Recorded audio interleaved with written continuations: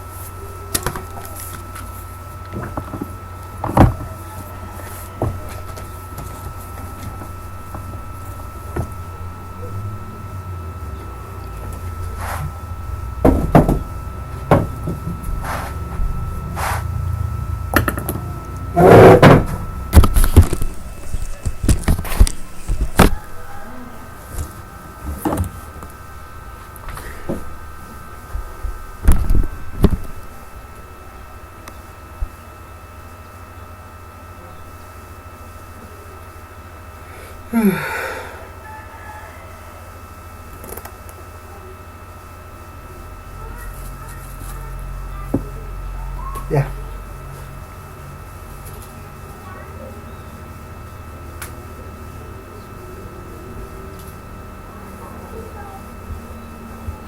No manches.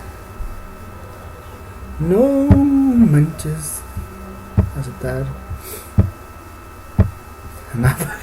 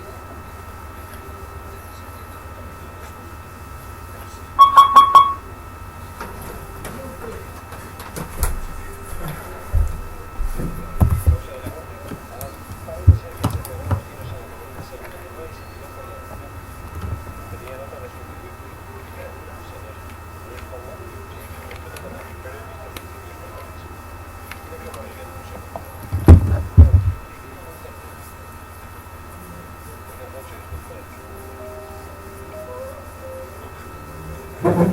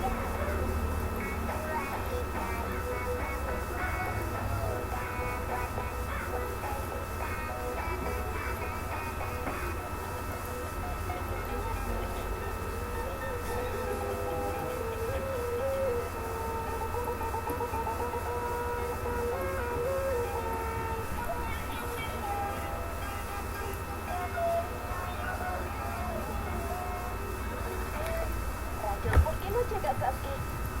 Ya son como las 3 de la mañana. Estoy preocupada por dejarlo ir.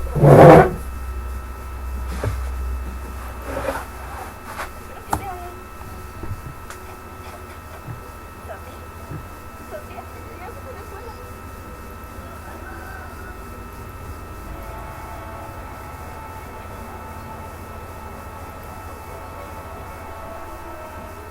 Buen día. ¿Están los grupos listos?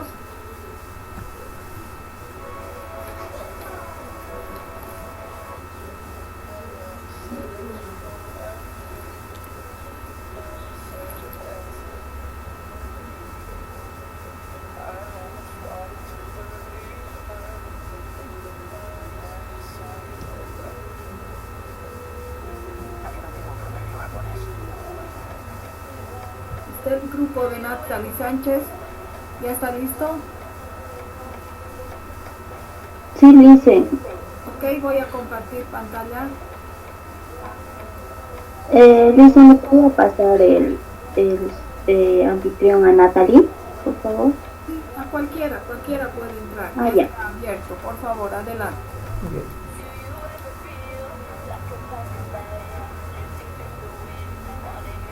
Mientras se prepara el grupo, quiero dos cositas. Una, que tengo algún problema con mi Zoom, se está cortando como si no hubiera apagado. Yo tengo el Zoom indefinido, no sé qué ha pasado. Por si acaso se cortaría, por favor al mismo pueden entrar. Uno. Y dos, para la próxima clase teórica, por favor anótense, acuérdense, por si acaso el clase no ha funcionado con los grupos de hoy día, no sé qué ha pasado. Quisiera que lean acerca de una investigación basada en la evidencia, ¿ya? Anótense esto, quiero que hagan una lectura de cualquier sitio confiable, que sea mejor. Me van a dar luego el sitio del que ustedes han hecho esa lectura, de una investigación basada en evidencia de kinesiología, ¿no? Vamos a discutir la próxima clase teórica, todo el curso. Entonces al sorteo yo voy a ver quiénes van a exponer lo que hubieran leído. Pueden ver la última lección de la clase del texto. Ahí hay un párrafo de las experiencias basadas en evidencia, investigación basada en la evidencia, que es el último tema que tenemos que ver. El tema grande de investigación es muy complicado que lo veamos de esta manera como estamos haciendo, porque tenía relación, como ya les dije en la anterior clase, con toda la temática que se ha ido avanzando. Era el último tema que teníamos que ver y teníamos que aplicar lo que se había hecho en los niveles de cuando habíamos visitado los niveles primero, segundo, tercero.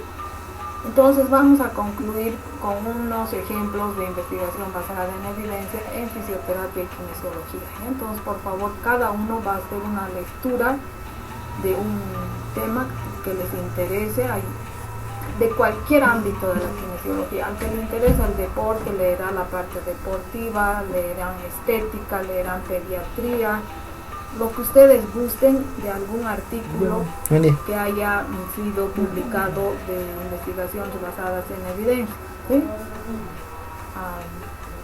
Aquí José Carola Álvarez me pone leer puntos suspensivos. Por favor, ustedes anótenlo, ¿ya?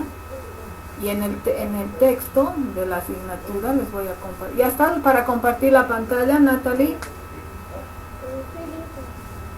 ¿Vas a compartir? Hazlo entonces.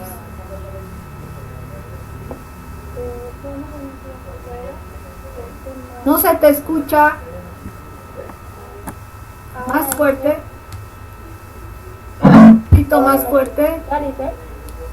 Ya, mejor. ¿Ahora? Mejor. Buenos días a todos. El día de hoy les vamos a ver... puedes poner en... A ver, este es un video que vas a pasar. Puedes poner en pantalla completa. No sé qué vas a exponer. Son dos videos, Lice. Está mi hija. Está mi hijita. Me vas a asustar. ¿Por qué eres así? A ver, silencien por favor sus micrófonos.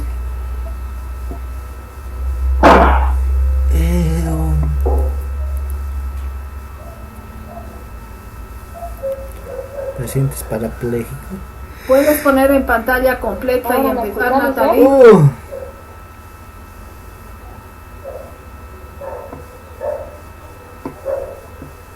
¿Les vamos a preguntar de videos?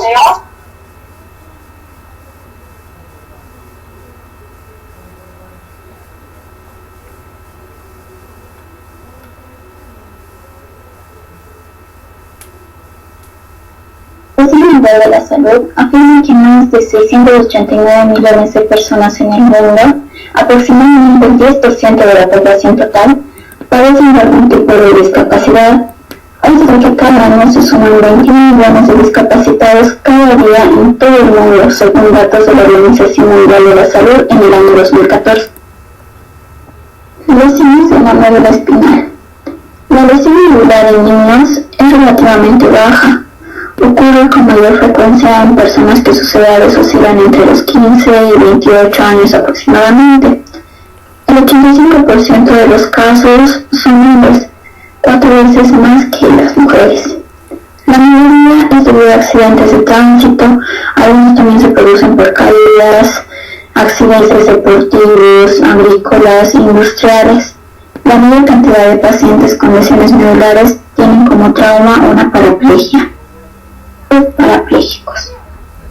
Debemos tener en cuenta que el paciente parapléjico en un 80% de los casos sufre lesiones irreversibles que impiden en un futuro un establecimiento de la movilidad de sus miembros inferiores y que necesitará para la marcha artefactos ortopédicos y un desarrollo muscular lo suficientemente potente para los brazos y tronco que supla la inactividad de los miembros inferiores.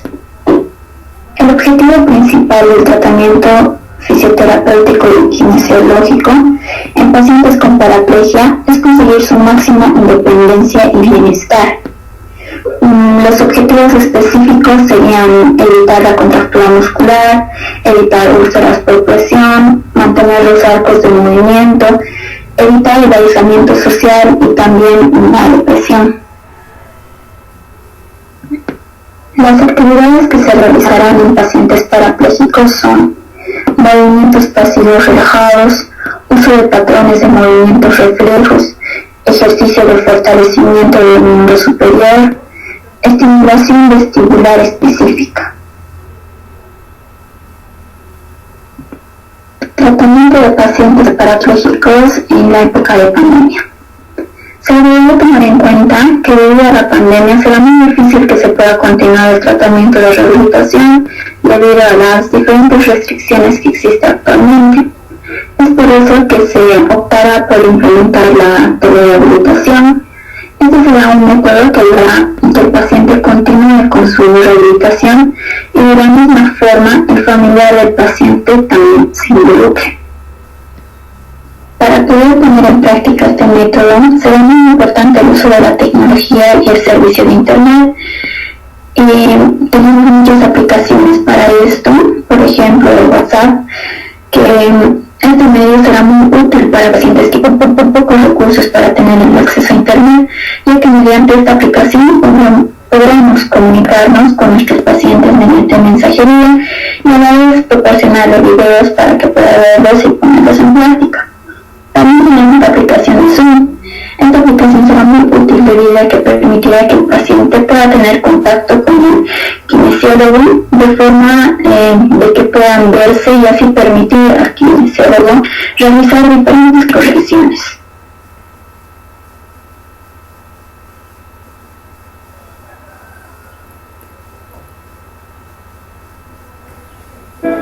El objetivo fundamental que persigue este tipo de fisioterapia enfocada a personas con lesión medular deben ir encaminadas a mejorar la autonomía del paciente, ¿vale? Porque el objetivo final es mejorar su calidad de vida. Entré en la Fundación Lesión Medular porque, bueno, primero tuve un accidente de moto, estuve un mes en La Paz, luego 7 meses en Toledo, en otro hospital de parapléjicos,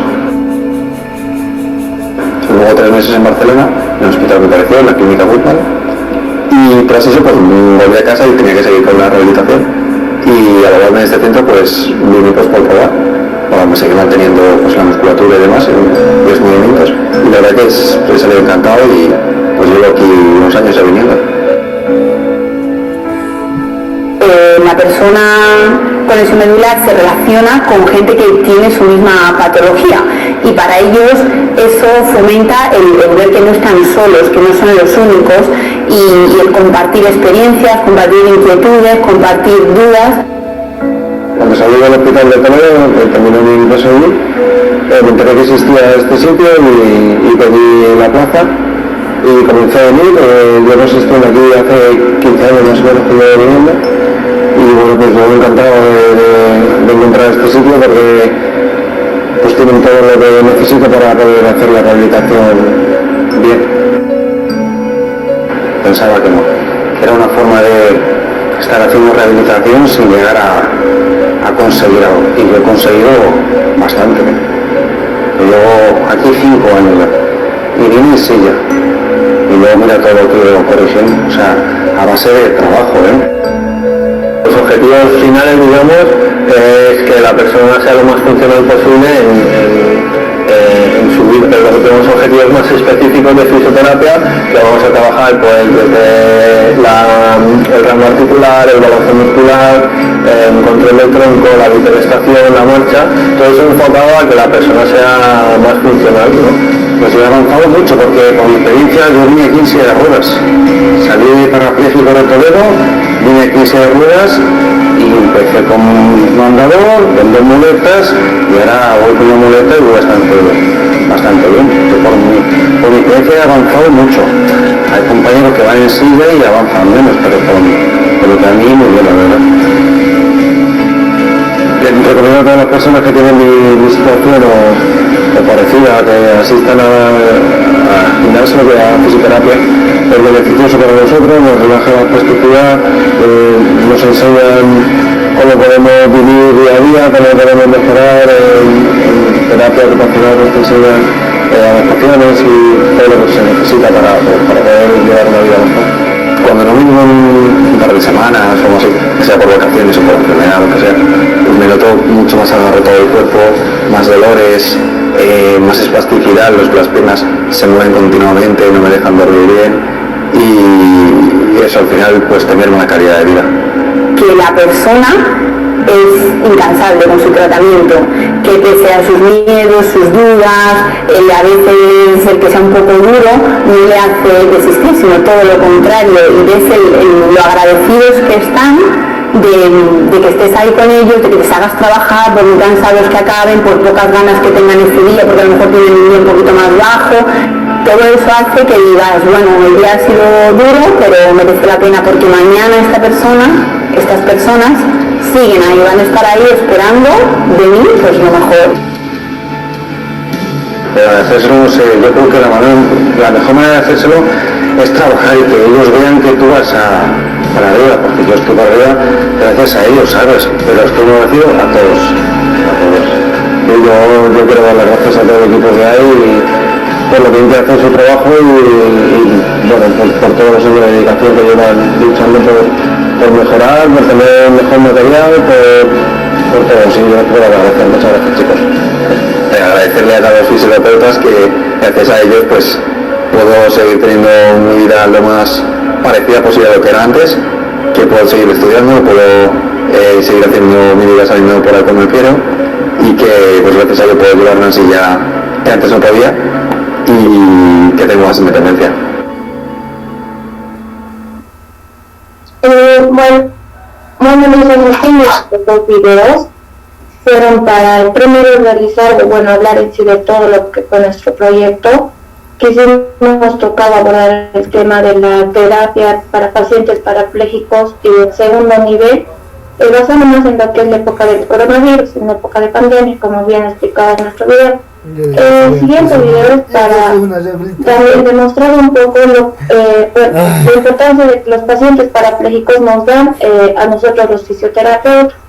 Por las investigaciones que pudimos estar realizando, también vimos que este centro está realizando actualmente las terapias a base de lo que es la telerehabilitación. También hicimos investigaciones en las cuales quizás aquí en Bolivia no existen centros donde tratan con pacientes parapléjicos en sí, pero hay centros que son en Chile y en México, en los cuales sí tratan con pacientes parapléjicos y en la época de pandemia se han basado haciendo las rehabilitaciones a base de la telerehabilitación. Bien, a ver, de este grupo son Natalie, ¿dónde está Mayra? Aquí le dicen. A ver, Mayra, ¿tú qué puedes acotar? Nada debe de estar. Según nuestro trabajo, lo que hicimos, el tratamiento que debemos realizar nosotros como fisioterapeutas se va a ir basando dependiendo el grado de lesión que haya en la médula. Por ejemplo, debemos realizar la reeducación de la postura en posición sentada para mantener el equilibrio.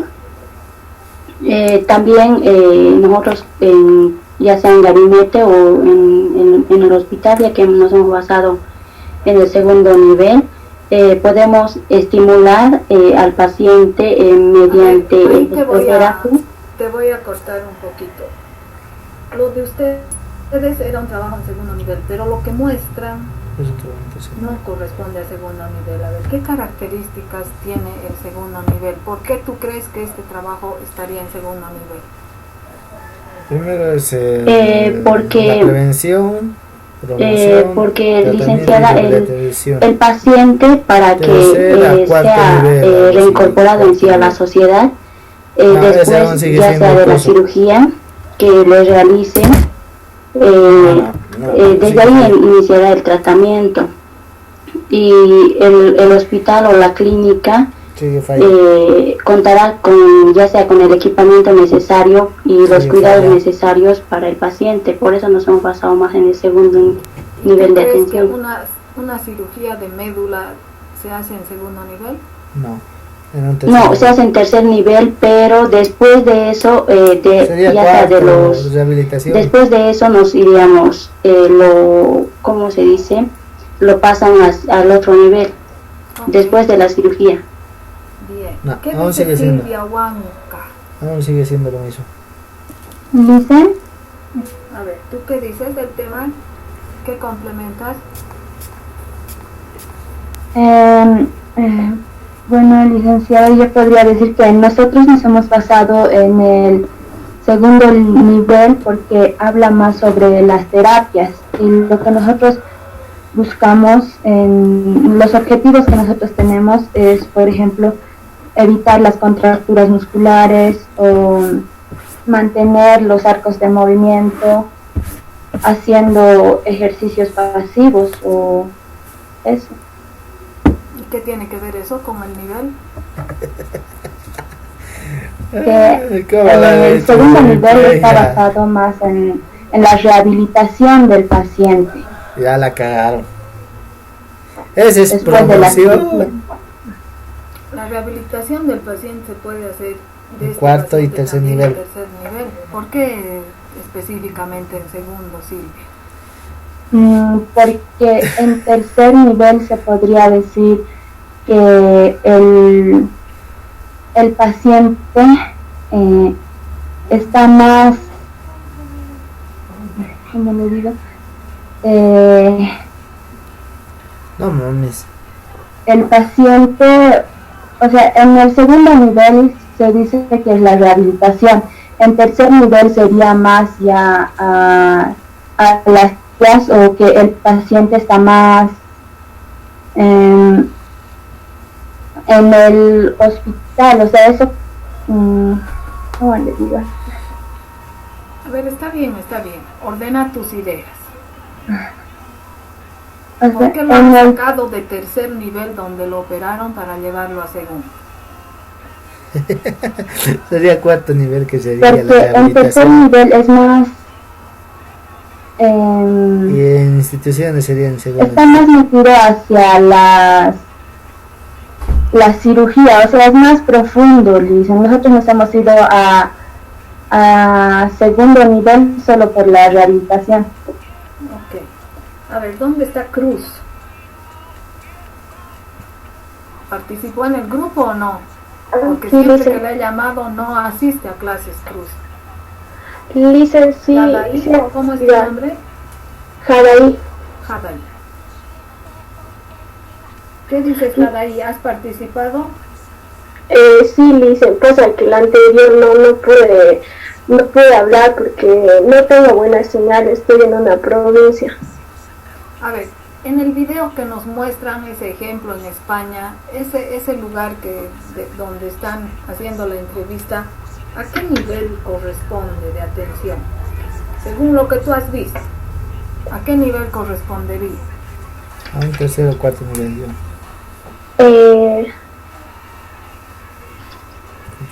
A segundo nivel. Un segundo nivel puede tener toda esa No. Tercer infraestructura, a cuarto nivel sería. todos esos aparatos, ese espacio, eso corresponderá a un segundo nivel. Porque el segundo nivel se basa más sobre la rehabilitación. ¿Dónde han sacado eso? Eso está- ¿Dónde dice? ¿De dónde sacas ese concepto? es de Ya dijo lo promoción. mismo tu compañera y eso también quería preguntar. Eso es de promoción. ¿no? ¿Por qué el segundo nivel se basa en la rehabilitación? ¿Cómo has dicho? Sí, que el segundo nivel se basa más en la rehabilitación. Ya. Ese criterio, ¿de dónde lo han sacado?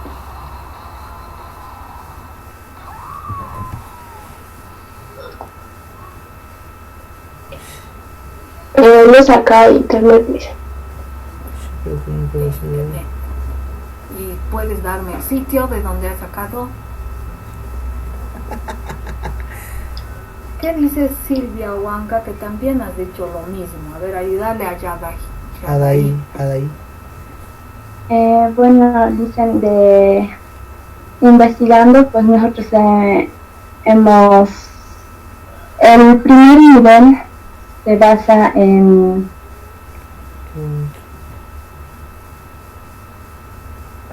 A ver, que les ayude Jamie Quispe.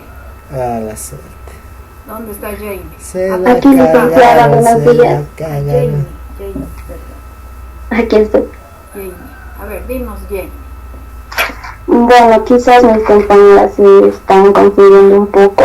En el segundo nivel va a ser una atención más directa en la sala del kinesiólogo o fisioterapeuta, más que todo en un gabinete donde podamos hacer una aplicación de protocolos de una terapia.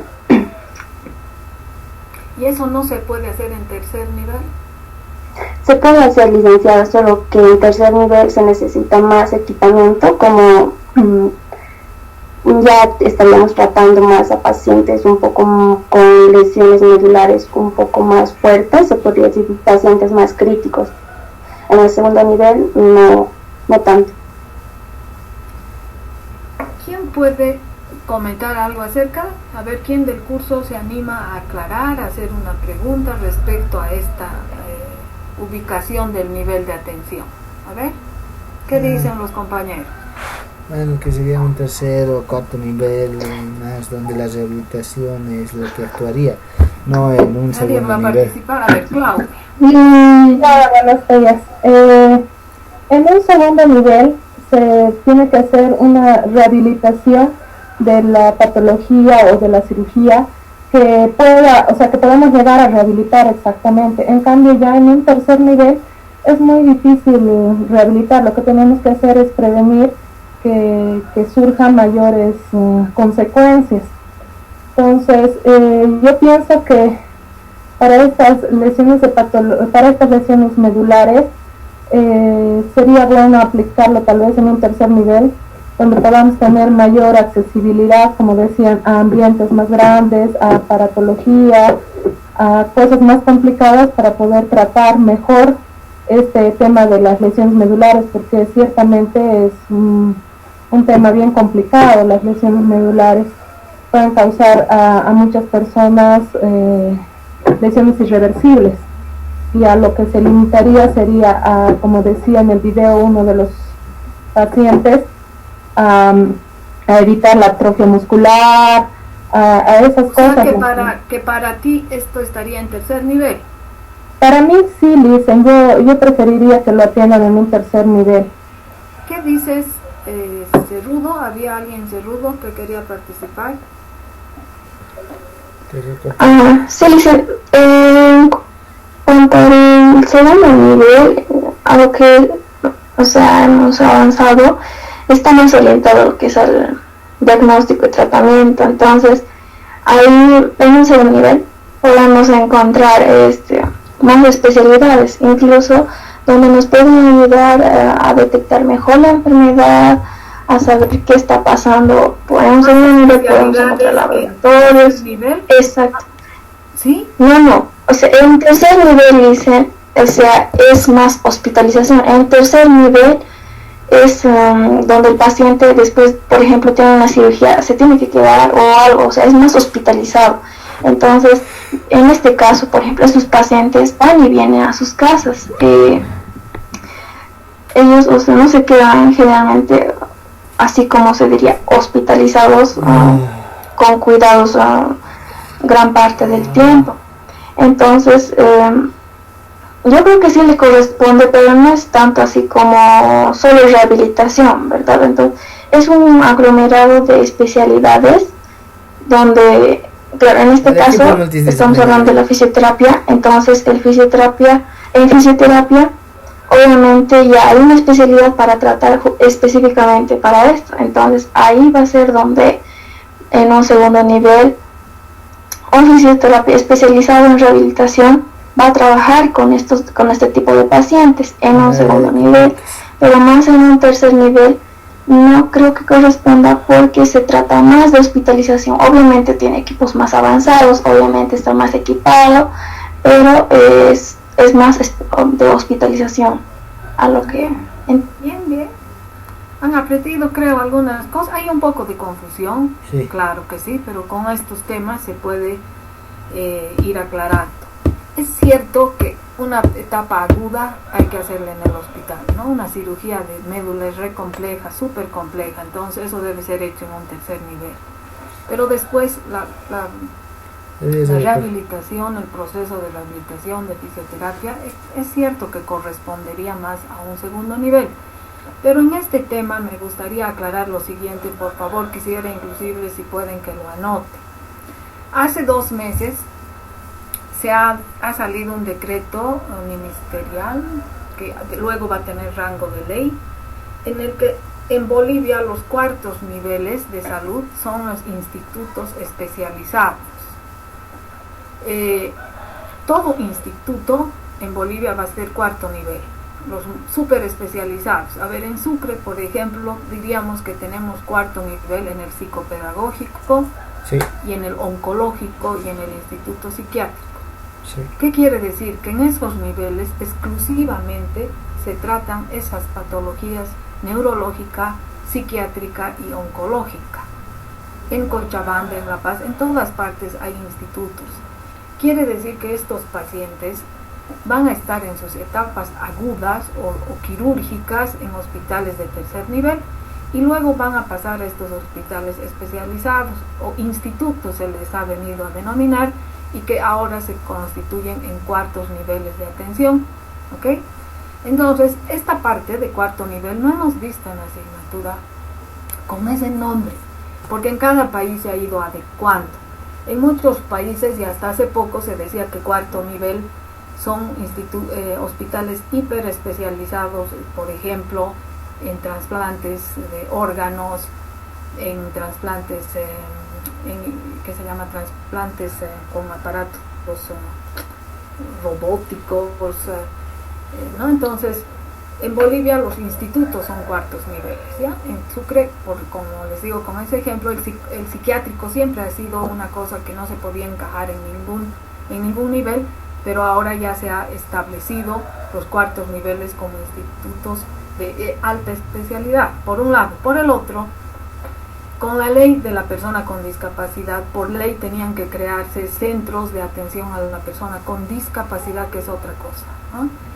El psicopedagógico es un lugar donde están niños, jóvenes hasta los 18 años, por ejemplo, con alteraciones psiquiátricas y alteraciones motoras. Pero estos institutos o estos centros de rehabilitación que por ley se están creando van a estar independientemente del nivel de atención. Muchos van a estar anexados a primeros niveles, otros a segundos y otros a terceros. Va a depender de su área de influencia. Esto es algo novedoso que recién este año se ha establecido, y que seguramente con los chicos de tercero del próximo año yo ya voy a incluir. Pero me gustaría que ustedes tomen en cuenta estas cosas bien actualizadas que ha salido hace 2 meses, esta nueva, les voy a pasar el decreto, a mí también me han pasado del CEDES, esta nueva categorización se llama, ¿ya? Entonces, hasta donde hemos estudiado, hasta lo que sabemos, está bien esta idea de ustedes de que el paciente ya crónico se vaya a segundo nivel porque solo necesita tratamiento de rehabilitación. Lo que quiero aclarar es que en el segundo nivel no hay especialidades tan digamos, a profundidad de una sola, si se puede decir así. En específicas. segundo nivel van a trabajar kinesiólogos seguramente generalistas o con alguna especialidad en las 4 áreas de especialidad que tiene el segundo nivel, que son pediatría, ginecología, obstetricia, cirugía básica y medicina general, ¿no?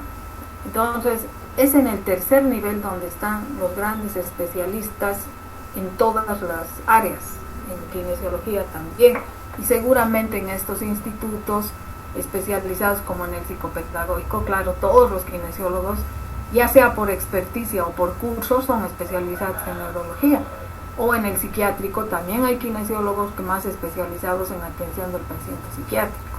Entonces, en segundos niveles los kinesiólogos atienden de todo, sobre todo este tipo de pacientes. Bien, entonces nos iremos con el siguiente grupo, si es que no hay otra pregunta. Adelante, por favor. No. ¿Todo claro a sus compañeras? Ya me ¿No quedó se les claro. va a hacer ninguna pregunta más? Ok. ¿Algo más quiere el grupo aclarar? Si no hay nada más, nos iremos con el grupo. Adelante. Disculpa. Entonces el trabajo hubiera sido realizado, bueno, tendría que haber estado realizado en atención del tercer nivel. También, ¿no? Buena pregunta. En este caso de los pacientes parapléjicos tienen un momento de tercer nivel y muchos se quedan en tercer nivel, hacer todo su proceso, años de rehabilitación. Pero no está mal, está correcto también decir, el momento quirúrgico y el momento agudo lo pasa en tercer nivel y luego lo cambian al segundo nivel, porque en el segundo nivel se atienden más pacientes, ¿no es cierto? Está pensado para atender más pacientes. El tercer nivel es para menos pacientes, pero más complicados. Entonces, está bien el enfoque de que el tratamiento se hará en segundo nivel, pero ya conocemos, ya sabemos que este paciente podría haber ido a un instituto de cuarto nivel, ¿no? Eso que muestran, ese instituto que muestran en su video que está en España, eso es un cuarto nivel para Bolivia, ¿no? Un instituto especializado en pacientes parapléjicos. Entonces, ese ejemplo correspondía a un cuarto nivel. Pero dentro de nuestro país, dentro de la estructura, está bien lo que ustedes han hecho, ¿no? Se lo lleva a un segundo nivel de tratamiento. Bien, entonces iremos con el grupo de Mateos. Está abierto el compartir pantalla, pueden poner su tema.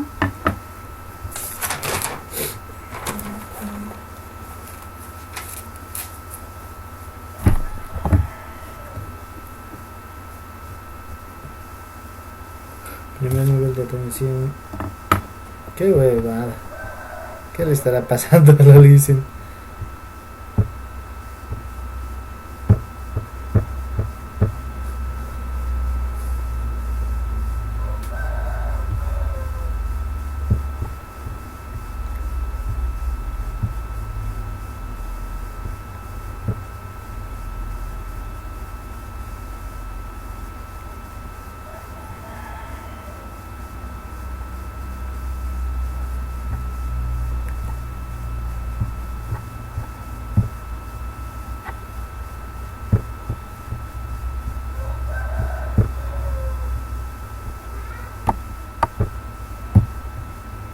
Yo tengo hambre.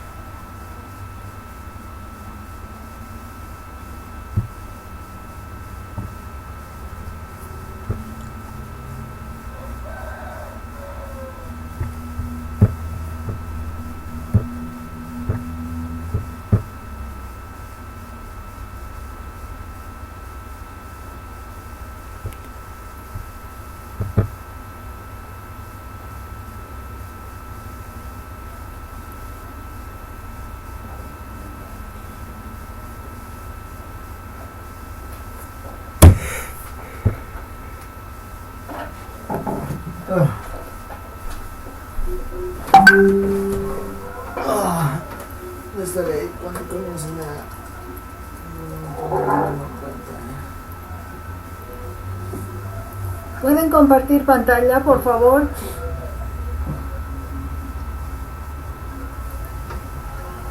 Perdón, algo pasa con mi Zoom. Pero ahora sí, adelante. El COVID, primer nivel de atención.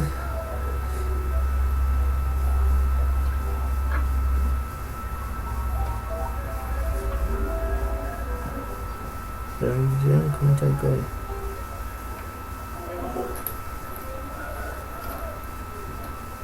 ¿Podemos empezar? No había comido nada. Qué jodido es esa señora. Cierren sus micrófonos, por favor. Solamente el grupo, los que van a participar, adelante. Dicen buenas tardes, buenos días. Buen día. Adelante. Buenos días, compañeros. Buenos días, licenciada. Nosotros vamos a comenzar con nuestro tema, que es el primer nivel de atención en prevención de COVID-19. Vamos a empezar que la información basada en la evidencia es la mejor vacuna contra los rumores y la desinformación. Esas son palabras del subdirector y asistente de la OPS y de la OMS, el doctor Gervás Barbosa. La rehabilitación en sí es esencial para los profesionales en salud y de todos los niveles. Como profesional en kinesiología y fisioterapia, por lo tanto, estos participan en la atención de los casos de los pacientes, proporcionando uno o varios tratamientos para el bienestar y mejoramiento de los mismos. Las funciones que tiene el profesional en atención primaria están enfocadas en preservar y mejorar la salud individual o integral, ya que el paciente debe ser considerado en un aspecto biopsicosocial, que esto implica lo biológico, psicológico, social. ¿Por qué? Porque influye en los procesos de la salud, también en lo comunitario y participativo para la población, para la prevención y planificación de distintas actividades en el sistema sanitario y en sus distintos entornos. Esto quiere decir en el domicilio, en el trabajo, en las escuelas. La atención primaria también va a comprender las actividades de promoción, prevención, tratamiento, rehabilitación e inserción social. Como uno de los objetivos es informar a la población sobre los riesgos de la salud planteados sobre el coronavirus, así como lo que pueden hacer para protegerse. Es la mejor forma de mitigar la propagación y reducir la cantidad de casos nuevos de contagio. En este caso, ¿qué es el coronavirus? Los coronavirus en sí son una extensa familia de virus que pueden causar enfermedades tanto en animales como en humanos. En los humanos se sabe que varios coronavirus causan infección respiratoria, que pueden ir desde un resfriado común hasta enfermedades más graves, como el síndrome respiratorio de Oriente Medio, el MERS, y el síndrome respiratorio agudo severo, SARS. El coronavirus que se ha descubierto recientemente causa enfermedad por coronavirus, COVID, en este caso sería COVID-19. ¿Y qué debo hacer si tengo síntomas de COVID-19? ¿Cómo se contagia, perdón? En este caso, ¿cómo se propaga ¿Cómo se contagia el COVID-19?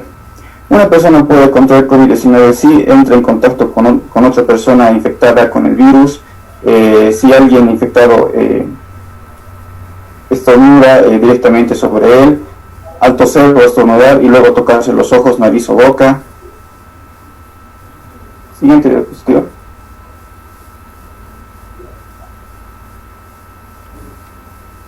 Antes de entrar a la prevención, voy a hablar sobre qué es el COVID-19.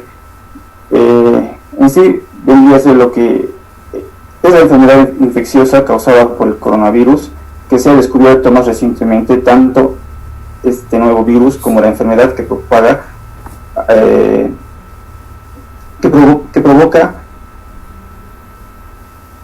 antes de estallar un brote en Wuhan, China, en diciembre de 2019. Actualmente el COVID-19 es una pandemia que afecta a muchos países en todo el mundo.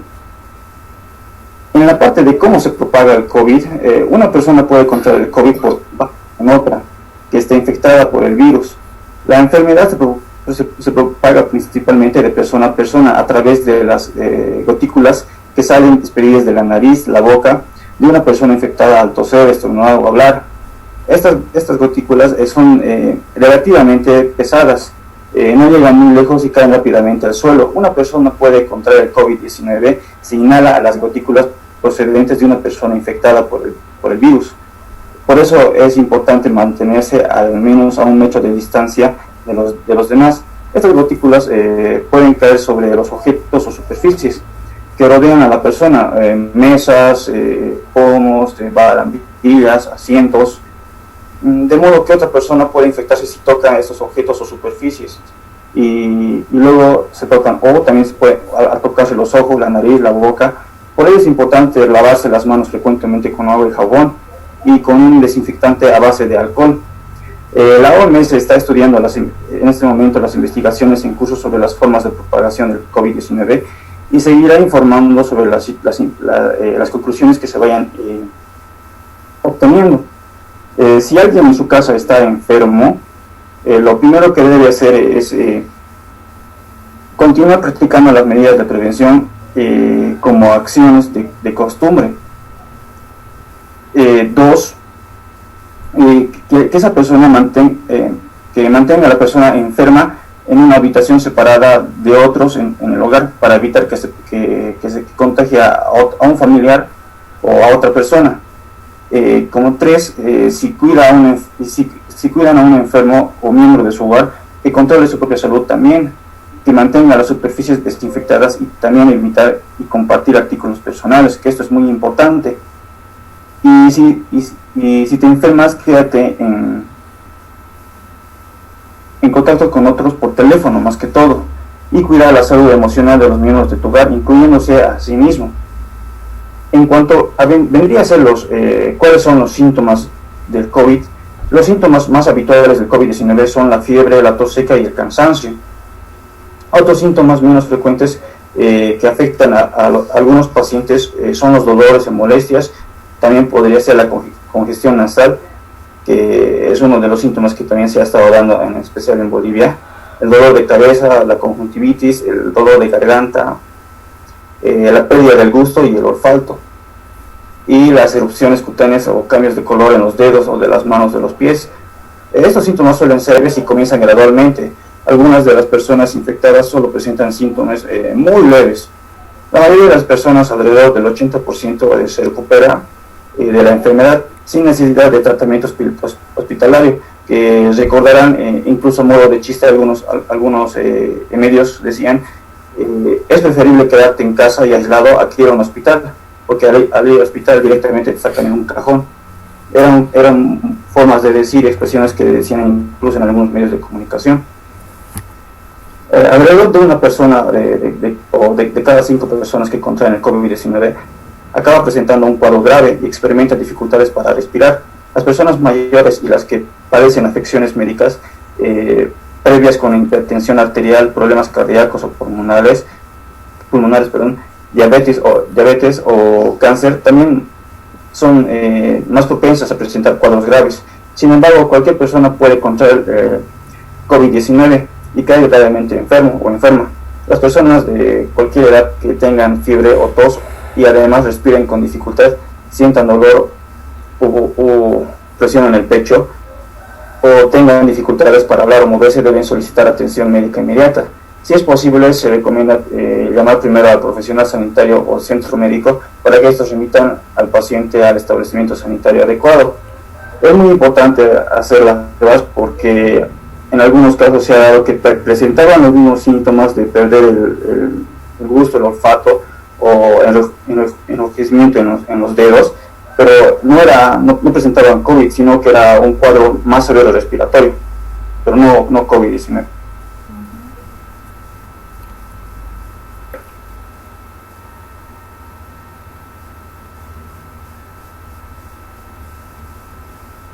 En el distanciamiento social se recomienda que estén a 1 metro de distancia, de manera segura, que mantengan al menos en sí vendría a ser en 1 metro entre usted y la persona. Y en cuanto a los adultos mayores, que eviten mayormente no entrar en contacto con los adultos mayores, ya que son los más vulnerables al virus. Si es que tuvieran síntomas, o lo recomendable es que se queden en su casa. En cuanto a las señales de advertencia a una emergencia, uno sería la cara o los labios se vuelven azulados, la presión persistente en el pecho, la confusión o incapacidad para despertar y la dificultad de respirar. Presión persistente en el pecho. Bueno, vamos a seguir con los consejos de prevención. Entre los consejos de prevención está el distanciamiento social, mantener objetos y superficies limpias, lavarse las manos con frecuencia y no tocar los ojos, nariz o boca. Si hablamos del distanciamiento social, vamos a hablar primeramente de qué significa aislarse. El aislamiento es una medida importante que adoptan las personas con síntomas de COVID para evitar infectar a las personas de la comunidad o sus familiares. El aislamiento se produce cuando una persona tiene síntomas de COVID y se queda en su casa y no va a su trabajo, a la escuela o a lugares públicos. Lo puede hacer voluntariamente o por recomendación de atención médica, ¿no? Si es que se vive en una zona con dengue o cualquier tipo de infección grave, ya sea malaria, es importante que no ignore el síntoma de la fiebre ya que debe buscar otro tipo de ayuda médica cuando se acuda al centro de salud para esta atención médica. Necesita usar todo el tiempo mascarilla médica y mantener un distanciamiento social de 1 metro de cada persona. ¿Qué significa ponerse en cuarentena? Ponerse en cuarentena significa separarse de los demás porque ha estado expuesto a alguien con COVID-19. Aunque la persona no tenga síntomas de COVID, durante la cuarentena tiene que vigilar su estado de salud, ver si presenta algún tipo de síntomas. El objetivo de la cuarentena es prevenir la transmisión, dado que las personas que enferman con COVID pueden infectar a otros inmediatamente. La cuarentena puede evitar que se produzcan algunas infecciones. En este caso, debe ocupar una habitación individual y bien ventilada, con un baño incluido. Si es que esto no es posible, tiene que colocar las camas al menos a 1 metro de distancia de las personas de su hogar. Además, controlar sus síntomas cada día, si es posible varias veces al día, y mantenerse en cuarentena al menos 14 días si es que aún encontrándose, si es que él se siente bien, debe mantener cuarentena de 14 días. ¿Cuál es la diferencia entre aislamiento, cuarentena y distanciamiento? El aislamiento es separar a las personas que están enfermas con síntomas de COVID y que pueden ser contagiadas para prevenir la propagación. El distanciamiento significa estar físicamente separado. OMS recomienda un distanciamiento de 1 metro con los demás. La cuarentena significa restringir las actividades o separar a las personas con síntomas de otras. Voy a presentarles un video acerca de un miembro de la OMS hablando de la cuarentena rígida o la cuarentena larga. Porque ahora uno de sus más importantes asesores dice que están en contra de que la cuarentena sea la herramienta adecuada para combatir la pandemia. Dice, las cuarentenas largas no sirven para, no es el único modo para que puedan combatir una pandemia, y a eso ha generado también una repercusión mundial interesante. No solo dijo que no servían. Sí. David Navarro, que de él se trata, principal asesor especial de la OMS para Europa, ha dicho: no abogamos por las cuarentenas como el principal medio de control. El único momento en que creemos que una cuarentena está justificada es para ganar tiempo, para reorganizar, reagrupar y reequilibrar sus recursos, proteger a los trabajadores de salud que están agotados, pero en general preferimos no hacerlo. Y dice, solo tienen una consecuencia que nunca hay que menospreciar: las cuarentenas, y es hacer que la gente pobre sea mucho más pobre. Eso fue lo que dijo. Sí. Pero lo decíamos nosotros acá hace como 5 meses. Bien. We in the World Health Organization do not advocate lockdowns as a primary means of control of this virus. The only time we believe a lockdown is justified is to buy you time to reorganize, regroup, rebalance your resources, protect your health workers who are exhausted. But by and large, we'd rather not do it. Remember, lockdowns just have one consequence that you must never ever belittle, and that is making poor people an awful lot poorer. Dijo además, es muy posible que la pobreza mundial se duplique el próximo año.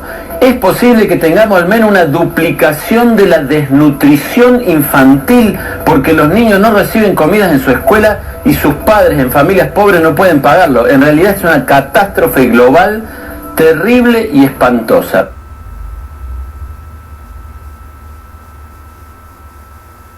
Como pudimos escuchar, ahora la cuarentena en sí, gracias a esa entrevista, la OMS ha perdido credibilidad en varios países, especialmente en Estados Unidos, ya que, como sabemos, el presidente Donald Trump habló acerca de que quitó la ayuda económica a la OMS, y ahora también está hablando acerca de su inmunidad al virus, ya que él contrajo virus y se curó, y él se dice que ahora es inmune y no sabe por cuánto tiempo, ya sea días, semanas o para siempre.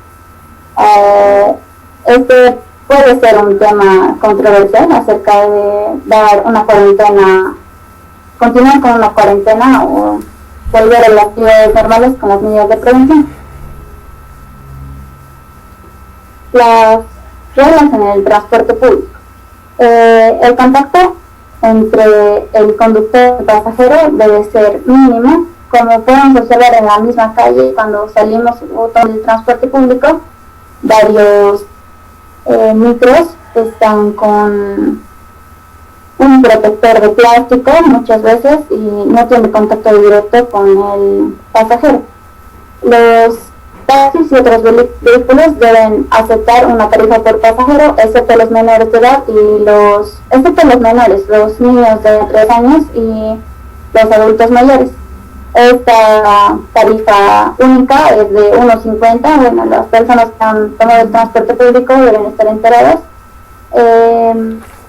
Otra regla en el transporte público debe ser cubrirse con el codo al toser, hacer el uso de las mascarillas y desinfectante para las manos continuamente, intentar no tocar nada al entrar, al pagar, al sentarse y al bajar.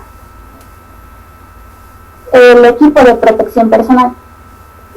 Primeramente está el uso de ropa adecuado, el uso de mascarillas quirúrgicas, lentes de protección y guantes de seguridad. En las mascarillas quirúrgicas podemos mencionar los tipos de mascarillas quirúrgicas y sus funciones. La mascarilla quirúrgica es un producto sanitario, pero no un equipo de protección individual. Las funciones de la mascarilla quirúrgica son evitar la transmisión de agentes infecciosos por parte de la persona que la lleva. Están diseñados de dentro hacia afuera para evitar la diseminación de microorganismos normalmente presentes en la boca, nariz o garganta, y evitar así la contaminación del paciente o de la herida. Las mascarillas de protección. Estas mascarillas sí son equipo de protección individual, ya que protegen de la inhalación de la persona que lleva puesta de partículas peligrosas, tales como agentes patológicos, agentes quirúrgicos, antibióticos, etc. Están diseñados para trabajar de fuera hacia adentro. Se pueden distinguir en distintas clases y colores. Los materiales para las mascarillas de tela, según la OMS, deben ser con mínimo 3 capas. La primera capa, la más interna, debe tener un material hidrofílico, ya sea algodón o algún tipo de mezcla de algodón. La segunda capa, la más externa, debe estar hecha de un material hidrófobo. Puede ser el polipropileno, el poliéster o algún tipo parecido. Puede limitar la contaminación externa desde la penetración a través de la nariz y la boca de la persona que lo usa. La tercera capa, hidrofóbica, puede ser de material sintético, no tiene que ser tejido, y si es posible, usa una capa de algodón para mejorar la filtración y retener las gotas.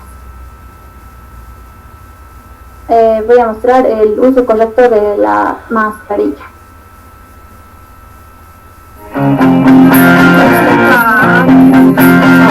Para Nix, tu salud es importante, por eso hoy aprenderemos el uso correcto del... ¿Falta mucho o ya lo van a concluir? Porque si falta, para que todos estén participando y estén interesados, podríamos dejarlo para la próxima clase. Ahora sí, si faltan 2 o 3 minutos para concluir, entonces seguimos adelante. ¿Qué dice? Falta solo una persona después de dicen. Ya, entonces sugiero que lo dejemos para la próxima clase porque están empezando a salirse los participantes y es importante estar en estas clases. Yo les aviso que van a haber preguntas en el examen, por supuesto no de memoria, pero opiniones acerca de lo expuesto. Entonces quiero que todos estén participando en la disertación.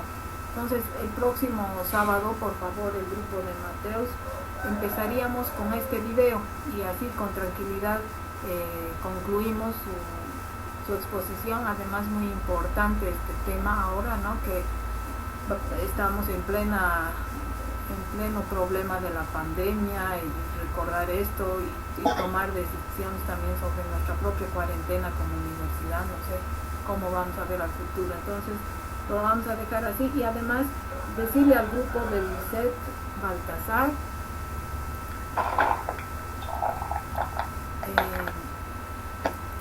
¿está Lisette?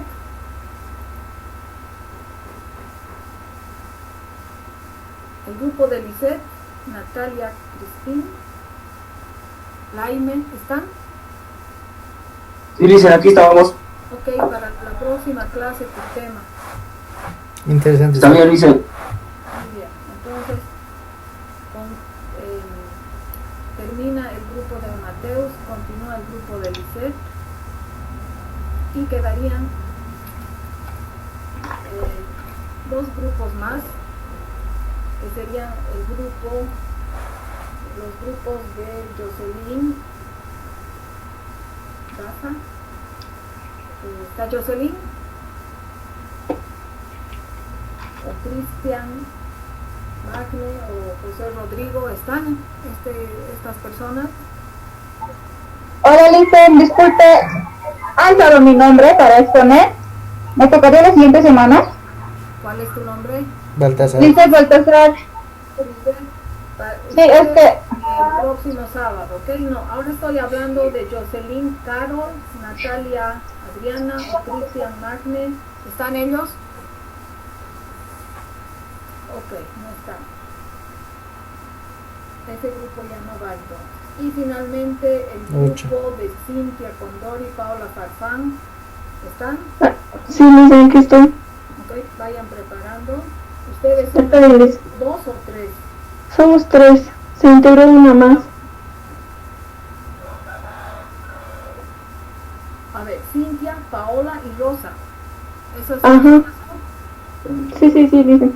Ok, entonces prepare para el próximo sábado el grupo. Muy bien, entonces ahí quedamos, nos vemos el próximo sábado. Empezamos con este video que faltaba al grupo del COVID, ¿ya? Y luego vamos a ir analizando. Entonces voy a poner esta tarea de que den lectura de la investigación basada en evidencia para tener una lectura para el próximo sábado. Todo el curso tiene que hacer eso porque es un tema teórico, pero lo voy a poner en el classroom, ¿ya? Entonces podemos finalizar la clase, o el grupo que estaba dando quiere hacer algún comentario.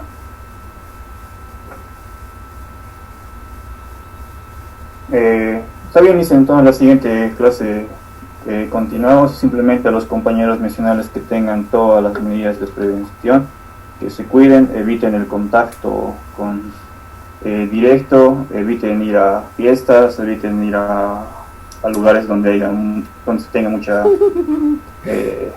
concurra mucha gente. Simplemente eso, Lisette. Muy buen consejo, no bajen la guardia, no crean que el COVID se ha ido, queridos estudiantes, y no va a volver otra vez vamos a subir la curva, ¿no? Nos cuidaremos estos meses para que al año volvamos pues a las clases presenciales. Entonces voy a finalizar la clase y nos vemos el próximo sábado. Hasta luego, Lisette, gracias. Hasta luego, Lisette. Hasta luego.